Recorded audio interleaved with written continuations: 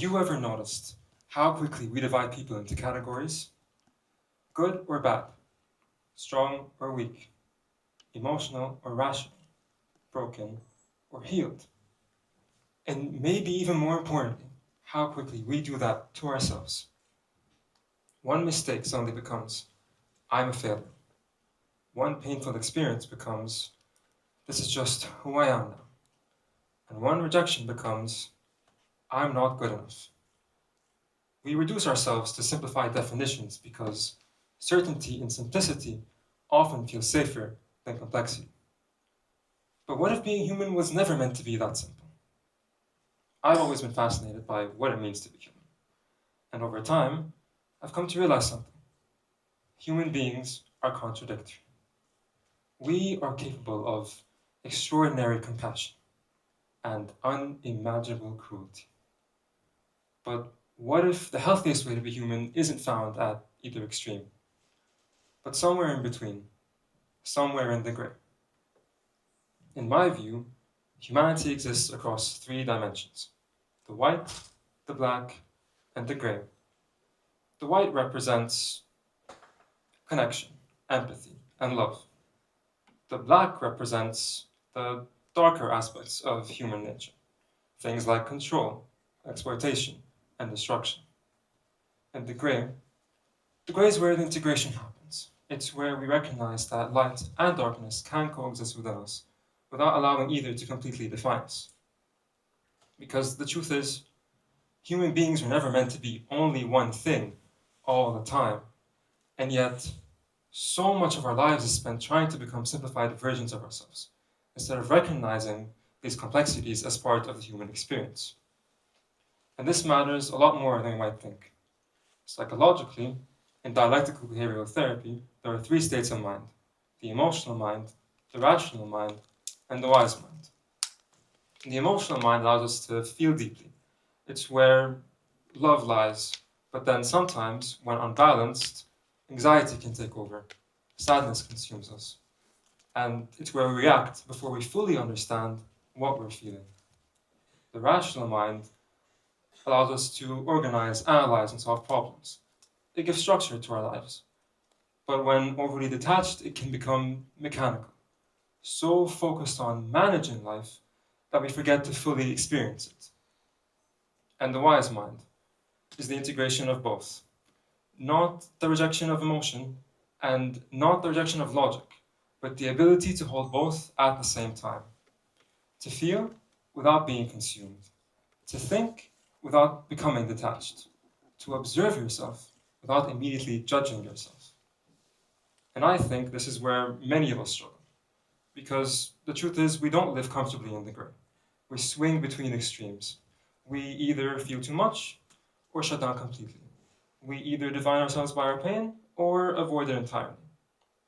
But maybe that's why two people can go through the same thing, but walk away with completely different conclusions.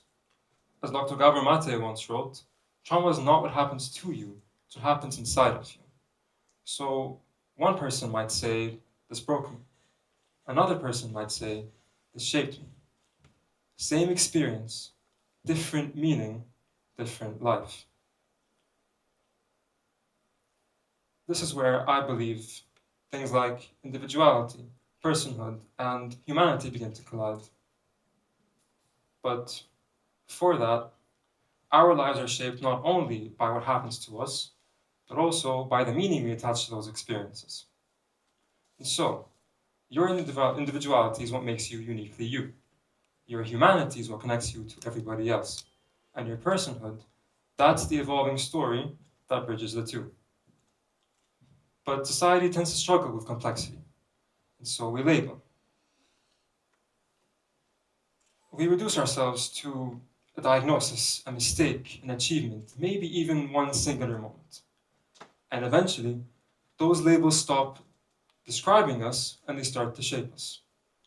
This is what philosopher and sociologist Ian Hacking called looping effects, where the more a label is reinforced and internalized and reinforced, the more that we start to live through it and we don't reject it.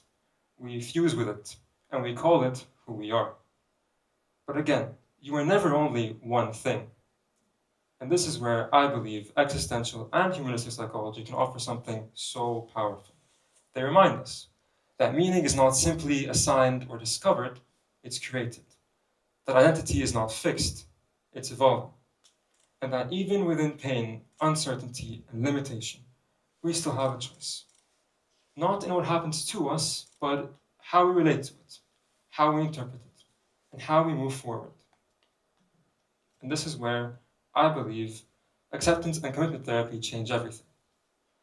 ACT changes things and teaches us things that people tend to resist at first. You do not need to eliminate pain to live a meaningful life. You do not need to fight against every thought, and you do not need to silence every emotion. Instead, you can learn to make space for it, to recognize that thoughts will come, memories will come, and emotions will come. They're not reflections of who you are, they're things that we carry. You're the one observing them, the one choosing what matters, the one capable of changing the narrative. So maybe that's the real challenge of being human.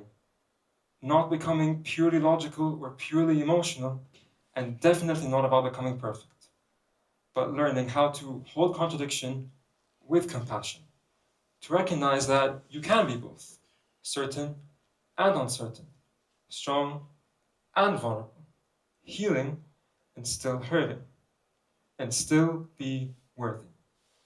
Because who you have been is not all you'll ever be.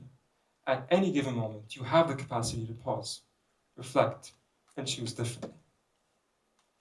To recognize that being human, indeed, is about embracing your complexities. And because of this, at any given moment, you can choose what you want to do next, what life means to you. And instead of asking yourself, what's wrong with me? Start asking yourself, what matters to me now? Because the truth is, being human was never about being perfect. It was always about learning how to live in alignment and fulfillment in the gray. Thank you.